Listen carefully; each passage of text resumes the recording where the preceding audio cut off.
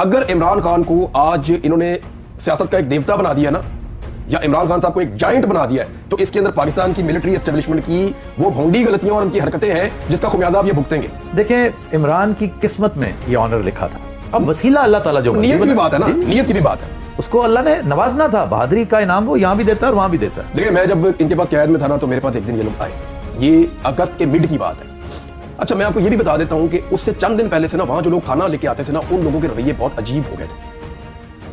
तो उससे मैंने एस्टिमेट लगा दिया कि कुछ बार ऐसा हुआ है जिसका फर्क इन लोगों को भी पड़ा, और वो इतना बड़ा है जिसकी वजह से इनके रवैये भी बहुत। ये कब की बात है? अगस्त के मिड की बात बता रहा हूं, जब ये मेरे पास आए, अगस्त 2023। अच्छा। इन्होंने आके मुझे, उस ऑफिसर ने पूछा, ये अब ऐसे नकाब पहना हुआ, उसने मुझे पूछा कि इमरान खान कब तक टूट जाएगा। तो मैंने कहा पकड़ दिया उसको आपने, क्योंकि मुझे आखिरी खबर जो मिली थी ना, इस दुनिया की जो आखिरी खबर मेरे पास थी वो ये थी कि सुप्रीम कोर्ट ने कह दिया कि इमरान खान को कल रिहा कर दिया जाए। आज वो यहाँ रहेंगे, उनके लोग आएंगे, कल वो रिहा होकर चले जाएंगे।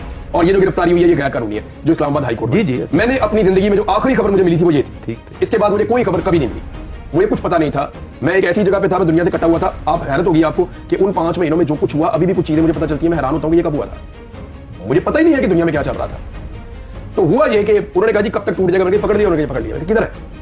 उन्होंने कहा जी अटक जेल में। तो मैंने कहा अपने उनको कैसे रखा है? उसने कहा जी उसको हमने गद्दा दिया हुआ है, उसको हमने पंखा दिया हुआ है और 4-5 सहूलतें बताई को, अखबार है समझ। तो मेरे मुंह से निकल गया, मैंने कहा जी मेरे से तो अच्छे ही रह गए खान साहब, क्योंकि मुझे तो अखबार भी नहीं, कुछ भी नहीं पता, कुछ नहीं। सबसे इंपॉर्टेंट चीज आपको जमीन पे सुनाए, लेकिन आपको बाहर की खबर होनी चाहिए कि बाहर क्या चल रहा है। अगर आपको नहीं पता ना आफ्ताब भाई, उसकी अजियत आप जान ही नहीं सकते कि बाहर क्या है। आपको जब पता ही नहीं है दुनिया के बारे में, तो आप उसकी अजियत का अंदाजा ही नहीं लगा सकते। यार इससे बढ़कर क्या कि आपसे किसी ने ये कह दिया कि आपकी वालिदा फौत हो गई? मुझे एक दफा किसी ने ये कहा कि तुम्हारा नमाज़ जनाजा पढ़ दिया, तुम्हारा नमाज़ जनाजा पढ़ दिया तुम्हारे घर वालों ने, ये कहा किसी ने। मुझे इस बात के ऊपर बड़ी पहले तकलीफ हुई, फिर मैंने इसको पी लिया। जब दोबारा उसने मुझे कहा, मैंने कहा चलो शुक्र है अल्लाह का। मैंने कहा मेरे घर वालों को तसल्ली तो हो जाएगी ना कि मेरी नमाज़ जनाजा उन्होंने पढ़ दी है। तो फिर मुझे 2 दिन बाद बताया नहीं, अभी उनको शक है सिर्फ, नमाज़ जनाजा कहीं और पढ़ी गई है, तुम अभी तुम्हारे घर वाले तुम्हें ढूंढ रहे हैं ताकि इसको टेंशन हो। वो टेंशन देने के सारे तरीके में ढूंढते। तो वो जब ज्यादा इस तरह की चीजें करते थे, मैं बहुत परेशान भी हो जाता था बाद में।